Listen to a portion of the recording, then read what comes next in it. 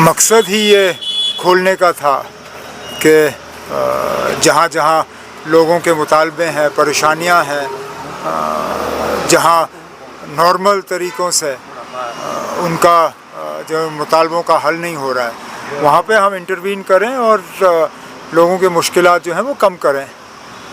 ये सिलसिला काफ़ी कामयाबी से चला है। बीच बीच में जो फीडबैक मिलता है उसको लेके हम इसको और ज़्यादा जो है मजबूत करने की कोशिश करते हैं। लोगों के मुतालबे अलग अलग किस्म के होते हैं ना। कुछ डेवलपमेंट को लेके, कुछ ट्रांसफ़रों को लेके, कहीं पे उनके सोशल वेलफेयर की स्कीमों के पैसा फंसा हुआ है, कहीं पे बाकी मामले हैं। तो मुख्तलिफ़ किस्म के जो हैं रिप्रेजेंटेशन यहाँ लेके लोग आते हैं। उमर साहब 11 महीने हो रहे हैं, क्या चैलेंजेस रहे? हालांकि ये स्टेट नहीं है, क्या चैलेंजेस रही सर? अब आपके सवाल में ही जवाब है ना। सबसे बड़ा चैलेंज ये है कि ये स्टेट नहीं है ना। हम तो उम्मीद कर रहे थे कि जिस तरह जम्मू कश्मीर के लोगों को एक वादा किया गया था और यहाँ तक कि सुप्रीम कोर्ट को भी ये बात कही गई थी कि ये 3 जो है स्टेप प्रोसेस होगा। पहले डिलिमिटेशन, फिर इलेक्शन, फिर स्टेटहुड। डिलिमिटेशन भी हुआ, इलेक्शन भी हुए, लोगों ने बढ़ चढ़ के इलेक्शन में हिस्सा लिया। अब चलिए, बीजेपी की बदकिस्मती वो जीत नहीं पाए, लेकिन उस बात की सज़ा तो जम्मू कश्मीर के लोगों को दी नहीं जा सकती। कहीं ऐसा लग रहा है कि क्योंकि जम्मू कश्मीर के लोगों ने यहाँ बीजेपी की हुकूमत नहीं बनाई, इसलिए अब जम्मू कश्मीर के लोगों को स्टेटहुड नहीं मिलेगा। ये जम्मू कश्मीर के लोगों के साथ ज़्यादती है ना, क्योंकि कहीं पे भी ये नहीं कहा गया था कि नतीजे बीजेपी के हक़ में हों तब स्टेटहुड मिलेगा। यहाँ बदकिस्मती से अब देखा जा रहा है कि स्टेटहुड और इन चीज़ों की मुखालफत अगर कहीं से हो रही है तो बीजेपी की तरफ से हो रही है। 20% है, शिकारा वाले चेंज कर रहे हैं, हाउस बोट वाले रो रहे हैं। सब रो रहे हैं ना, सब रो रहे हैं। हमारी तो लगातार कोशिश रही कि टूरिज़म दोबारा से शुरू हो, और हम उम्मीद भी कर रहे थे कि ये पूजा सीज़न जो है, पूजाओं के बाद वेस्ट बंगाल, कलकत्ता वगैरह से जो है टूरिस्ट दोबारा आना शुरू हो जाएंगे।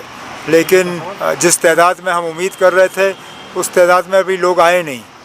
अब हमारी कोशिशें तो जारी रहेंगी, देखते हैं क्या होता है। Sir, I love Mohammed controversy बढ़ रहा है बाहर। क्यों? बहुत सारे स्टेट्स में इनको अरेस्ट किया यूथ को। किस लिए? आई लव मोहम्मद जो पोस्टर्स बैनर्स पे है। अब इसमें लिखने में किसी को एतराज़ क्यों? ये 3 अल्फाज लिखने में किसको एतराज़ हो सकता है? मेरी समझ में नहीं आता ना। ये 3 अल्फाज लिखने पे ये गिरफ्तारी की वजह कैसे बनती है? ये अब आप इसका मतलब कोई वाकई कोई मतलब दिमागी तौर बहुत ज़्यादा बीमार होगा जो इन 3 अल्फाजों को लेके इसके ऊपर कोई केस बना सकता है।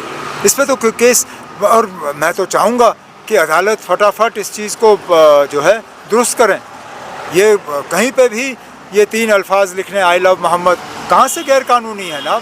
अगर 1 मिनट के लिए आप इसको एक मज़हब के साथ जोड़ देते हैं तब भी इसमें क्या गलती है ना? क्या बाकी मज़हब जो हैं अपने रहनुमा, अपने जो मज़हबी जो हमारे ये हैं, हाँ, उनके बारे में नहीं लिखते? क्या हमारे जो सिख भाई बहन हैं अपने गुरुओं के बारे में नहीं लिखते? क्या हमारे हिंदू भाई बहन जो हैं अपने मुख्तलिफ भगवानों के बारे में नहीं लिखते? लिखते हैं।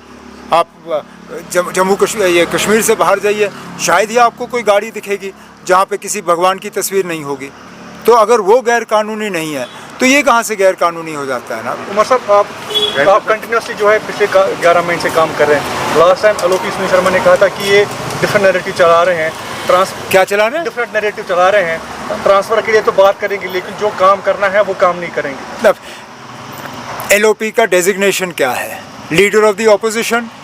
ऑपोजिशन का काम क्या है? अपोज करना। आप ना किस दुनिया में ये उम्मीद करोगे कि LOP, और वो भी बीजेपी का LOP, नेशनल कॉन्फ्रेंस की हुकूमत की तारीफ़ करेगा? मैं तो कहता हूँ जितना ज़्यादा वो हमारी मुखालफत करें उतना बेहतर है, क्योंकि लगेगा हम वाकई काम कर रहे हैं।